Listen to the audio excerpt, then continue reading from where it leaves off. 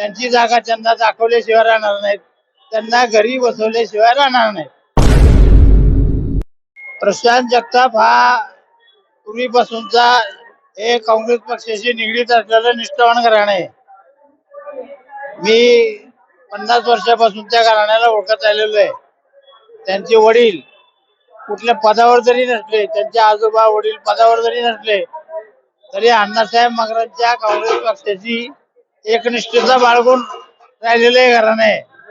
आणि पुढं प्रशांत आणि त्यांच्या मातोश्री या दोघांनीही नगरपालिकेच्या नगरसेवकाच्या माध्यमातून या परिसरामध्ये आणि महापौराच्या माध्यमातून या परिसरामध्ये विकासाच्या दृष्टीनं जे जे काय करता येईल, जे शक्य आहे ती पावलं प्रशांतकडनं पडलेली आहेत.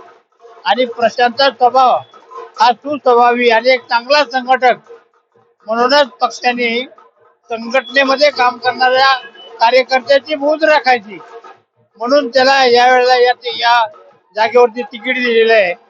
अनेक इच्छुक त्याच्या बरोबरीचे होते. मतदारसंघ जो आहे हा पवार साहेबांना मानणार आहे. आजपर्यंत जे उमेदवार निवडून आले म्हणजे शिवरकरांच्या पासून ते विठ्ठल पाटलांच्या पर्यंत ते केवळ साहेबांच्या कृपेमुळं किंवा साहेबांना मानणारा जो मतदार आहे या भागामध्ये त्यांच्यामुळेच निवडून आलेले आहेत. आणि आज पक्षामध्ये जरी 2 गट असले आणि दुसऱ्या गटाचा उमेदवार जरी आमच्याच घरातला आमच्या समोरून उभा असला तरी सुद्धा घर सोडलेल्यांना मतदारांनी स्वीकारलेलं नाही, त्यांना नाकारले हे लोकसभेच्या निवडणुकीने दाखवून दिलेले.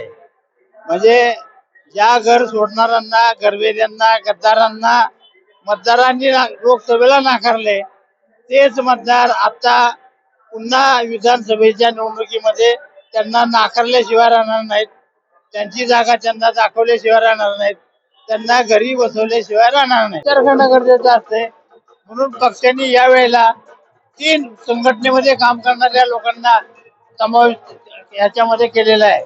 त्याच्याबरोबर महबूब शेख म्हणून आमचे प्रदेश पातळीवरती काम करणारे कार्यकर्ते त्यांचाही समावेश म्हणजे विचार पक्षाने या निवडणुकीसाठी केलेला आहे. उपरा आणि बाहेरचा हे ज्या वेळेला एखाद्याच्या पायाखालची वाळू सरकते त्यावेळेला समोरच्याला कमी लेखण्यासाठी किंवा समोरच्याला डिमोरलाइज करण्यासाठी म्हणून हे मुद्दे पुढे येत आहेत. आपल्या राज्यघटनेने या राज्यातल्या कुठल्याही नागरिकाला कुठल्याही मतदारसंघामध्ये उभं राहण्याचा अधिकार आहे, कुठल्याही मतदारसंघामध्ये. आणि काँग्रेसचा इतिहास असा आहे की जवळपास ज्यांचा त्या मतदारसंघाशी संबंध नाही अशा लोकांना काँग्रेस पक्षाने त्या ठिकाणी निवडून दिलेले. मालतीबाई शिरोळे पुण्यातल्या बोरमधून त्यांना निवडून दिलेले, जेदे पुण्यातले त्यांना लोकसभेला निवडून दिलेले. पूर्वीचा आपला खेड लोकसभा मतदारसंघ जो होता त्यांना निवडून दिलेले. श्यामकांत मोरे ते देहूचे पण शिरूर लोकसभा मतदारसंघातून त्यांनी प्रतिनिधित्व केले. म्हणून हा जो भाग आहे पुणे हे विद्येचं माहेरघरच आहे, जसं एक वैचारिक चळवळीचं केंद्र आहे आणि पुरोगामी विचारसरणीचं केंद्र आहे ते. म्हणून हडपसर त्याचं राजधानी म्हटलं तर चालेल त्या पुरोगामी विचारसरणीची. आणि अशा या राजधानीच्या मतदारसंघामध्ये जिथं पुरोगामीत्व ठासून भरलेले तिथं हा घरचा तो बाहेरचा हा मुद्दा टिकाऊ असणार नाही.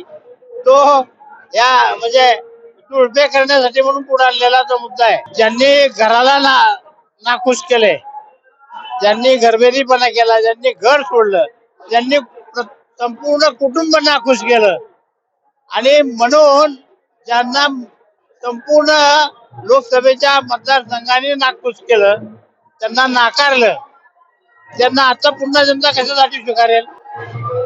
जे दावा करतात ते की मागच्या निवडणुकीला तुम्ही साहेबांना खुश केलं, आता मला खुश करा.